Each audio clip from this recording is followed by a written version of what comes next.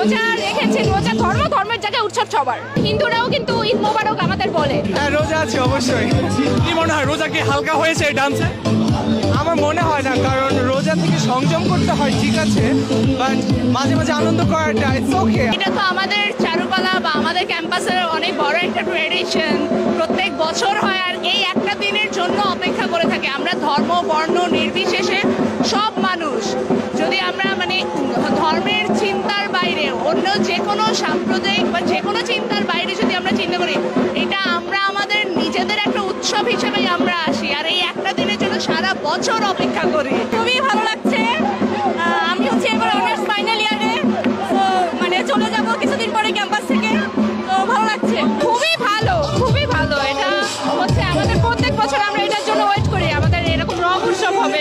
আজকে আমার সমস্ত বন্ধু বান্ধব থেকে শুরু করে ঢাকা বিশ্ববিদ্যালয়ে অনেক বিভিন্ন ফ্যাকাল্টি থেকে বন্ধু বান্ধবরা এসেছে। এটা আমাদের জন্য একটা উৎসব। অনেকের সাথে দেখা হয়ে যাচ্ছে, অনেক সময় ক্লাসের জন্য দেখা হয় না, কিন্তু এই উৎসবের মাধ্যমে আমাদের অনেক বন্ধু বান্ধবের সাথে দেখা হয়ে যাচ্ছে। আজকের ওয়েদারটা খুবই ভালো, পারফেক্ট রং উৎসবের জন্য। অতিরিক্ত গরম না, কিন্তু সমস্যা হচ্ছে রোজা, এটা একটা সমস্যা। হ্যাঁ, রোজা রয়েছে, বাট এটা তো ট্রেন, দ্যাটস ওয়াই অংশগ্রহণ করা।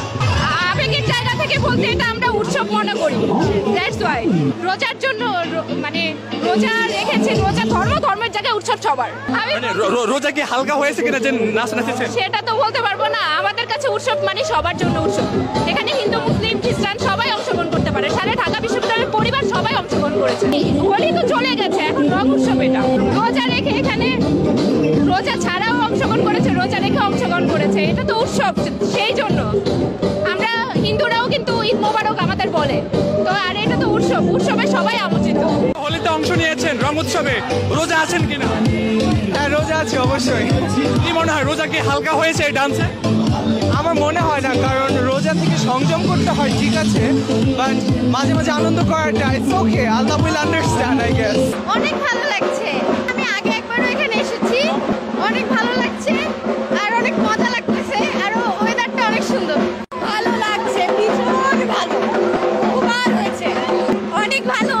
এবারই প্রথমবার, সব দিক থেকে বললে অসাধারণ লাগছে। এই প্রথমবার আসলাম চারুকলা রং উৎসবে, অনেক ভালো লাগতেছে। আমাদের প্রত্যেক বছর অনুষ্ঠান হয়, এবছরও হইতেছে, সবাই রেড করতেছে একসাথে, অনেক ভালো লাগতেছে আর কি। বৃষ্টিটা হওয়া খুব ইউনিক একটা ব্যাপার, কারণ নর্মালি বৃষ্টি হয় না।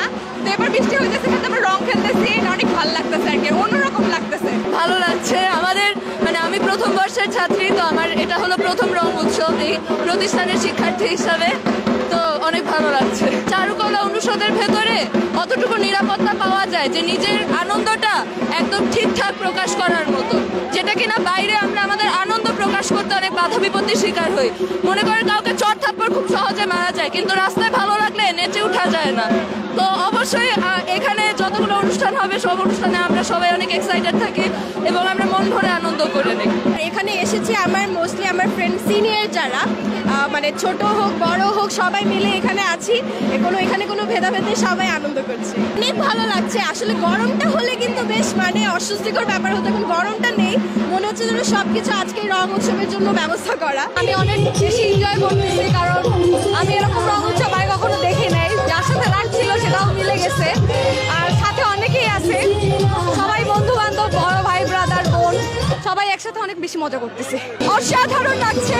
এটা যেন আমাদের একটা মিলন মেলা, আমরা ক্যাম্পাসে সবাই মিলে এসেছি, খুব মজা করছি, খুব আনন্দ করছি। বছরে এই দিনটার জন্য আমরা সবাই ওয়েট করি। না, রোজা রাখিনি।